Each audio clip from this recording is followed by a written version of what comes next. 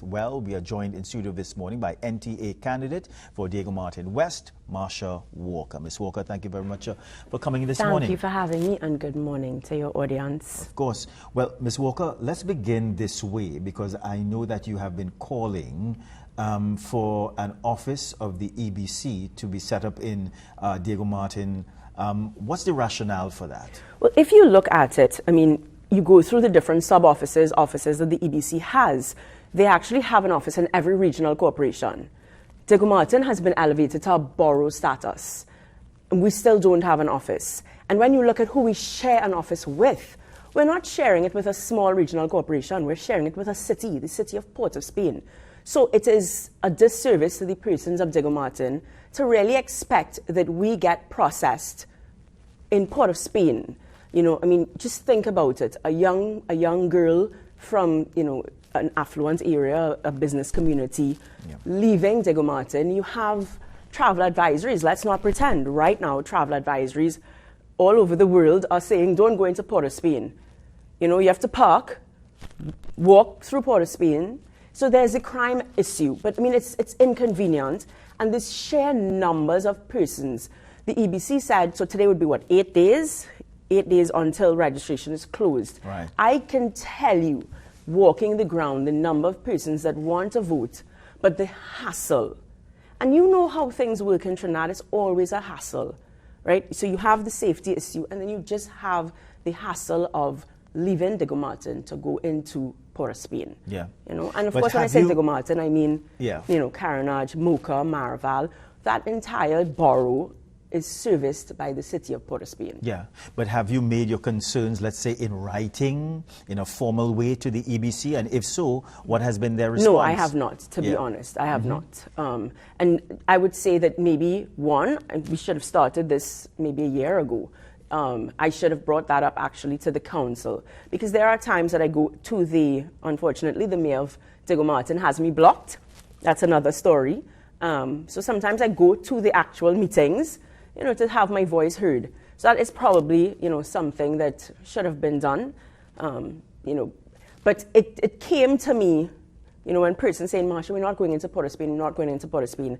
And that's when I realized, you know, someone said, but you know, we used to have an office here. And it, you know, it didn't dawn on me that there were offices all over.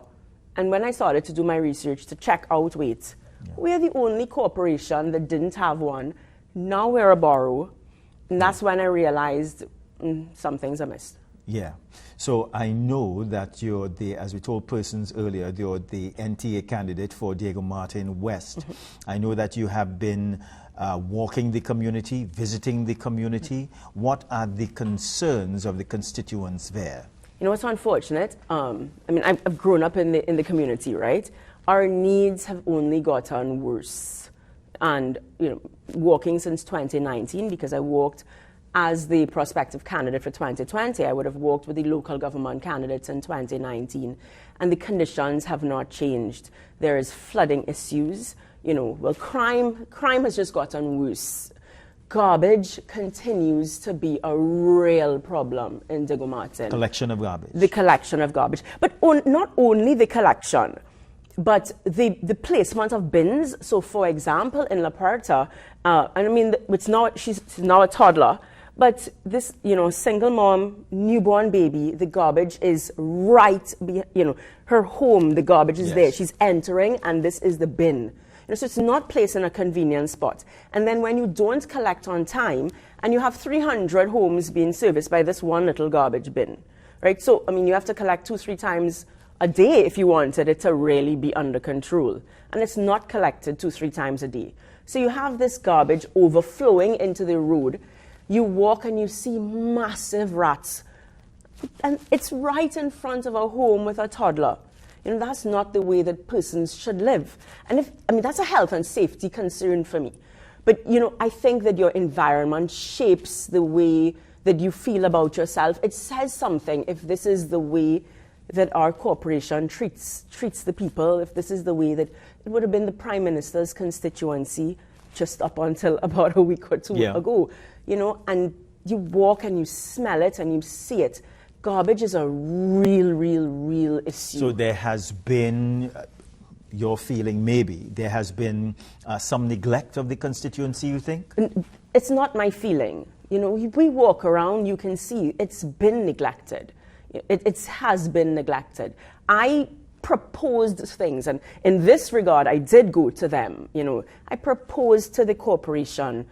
I got someone from the community to do 3D drawings and everything, to turn various eyesores in communities into, you know, stonework where you say, welcome to Big Yard, and you do the landscaping. I offer to take that project on free of charge. I will find the funding. All I need is the permission from the corporation. Because similar to bamboo, what I don't want is, after I've done the work, you know, when they put up the security booth, I don't want you to come and tear it down. So I want the right permissions and whatnot. Let's work together. And I've constantly said, let's work together.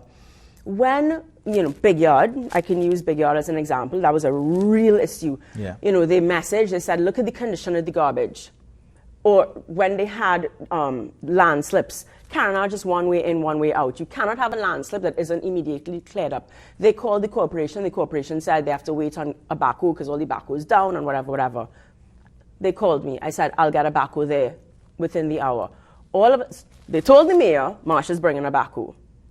All of a sudden, backhoe shows up. Now, that kind of double working does not help the community. Right. Because one, I would have wasted some donors $1,000 to find the backhoe to bring it there, only to show up for you to say, well, I'm doing it, so you don't have to do it. Yeah.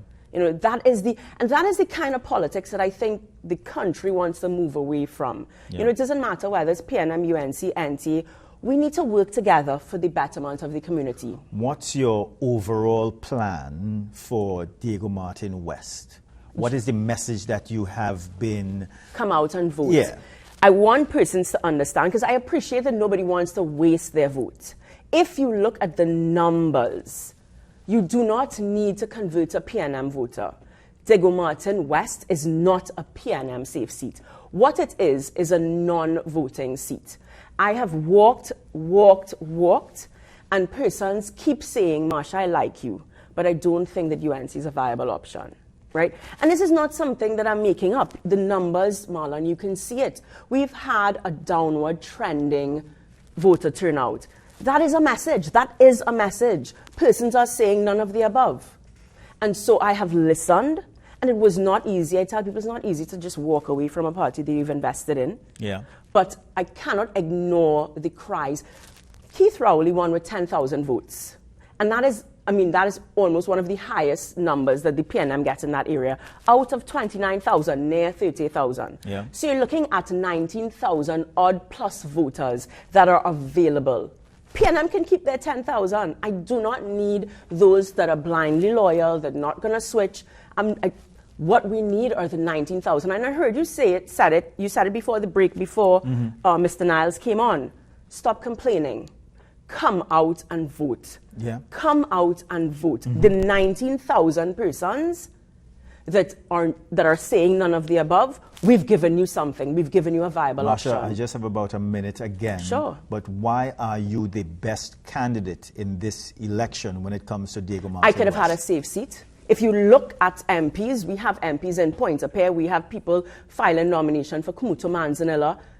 They don't want the work in Diego Martin. I have not stopped working for the people of Diego Martin. My number has been available to the people of Diego Martin. When we had a storm 2 years ago, there was a storm warning, and the trimmings were not collected, and the people in Bayshore were frantic because they had put out their trimmings. Rain was coming down, winds were... And I found the money, found a truck, and I was there in the rain making sure. I've not given up on the people of Diego Martin. This is my hometown. This is where I want to run. And people can say they don't want to vote, they this, they that, give up and go on a safe seat. This is my hometown. There is nobody who has a track record of working in and out of... I was not in office. Monhaven condominiums had a problem that they could not get solved. The first day that I was placed into the Senate, I had an opportunity to talk to Rohan Sinanan. I put party politics aside. I went and I spoke to him. Honey's a better catcher, right? I don't need to sit down and shout. I said, Mr. Sinanan, and I gave him the issue. And I gave him his kudos. I said, thank you very much to the Minister of Works for working with me to address the problem. I was not in office. Imagine what I can do with the resources of the Member of Parliament's office. Yeah. With that clout behind you. I mean, pick up the phone to a company, and it's a different reaction to if Marsha, the activist, is calling. Yeah. You know? All right. Marsha, are you active on social media? Can I people get in am. contact with you? I'm on TikTok, Instagram, Marsha Lorraine Walker. You Google it, you'll find me. Our campaign office number is 499-WALK, 499-WALK. Yes. So they can WhatsApp. My personal cell phone number, I've given it out, is 684-1200. The only reason we do have a campaign office, of course, is sheer number of calls and whatnot. Right. So I do ask that persons WhatsApp me, because when I'm on the phone, it means that somebody's is not getting through to me. Yes. I can, and if you don't mind, 3 o'clock in the morning when the walk-in stops, when the day is quiet, I do respond. Yes. Again, persons will say she responds, even if it's, can you send a birthday message? Yes. I respond. Yeah. I always respond. All right. Marsha, thank you very much for coming And this thank morning. you for having me. You see me. the passion, right? You see the passion.